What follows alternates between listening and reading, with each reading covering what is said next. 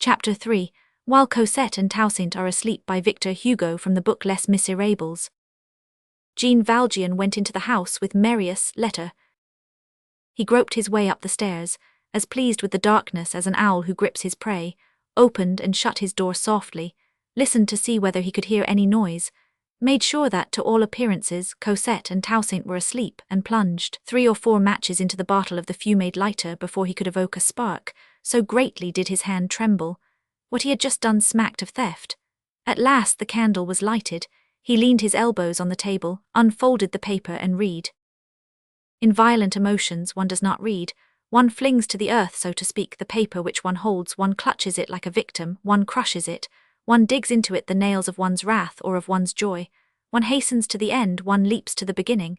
Attention is at fever heat. It takes up in the gross, as it were, the essential points. It seizes on one point and the rest disappears. In Marius' note to Cosette, Jean Valjean saw only these words. I die. When thou readest this, my soul will be near thee. In the presence of these 2 lines he was horribly dazzled.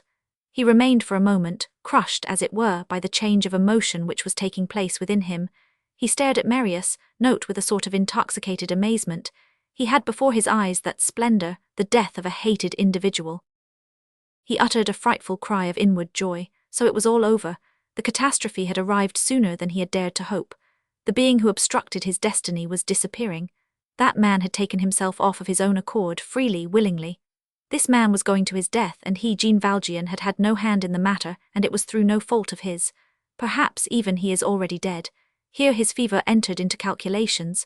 No, he is not dead yet. The letter had evidently been intended for Cosette to read on the following morning.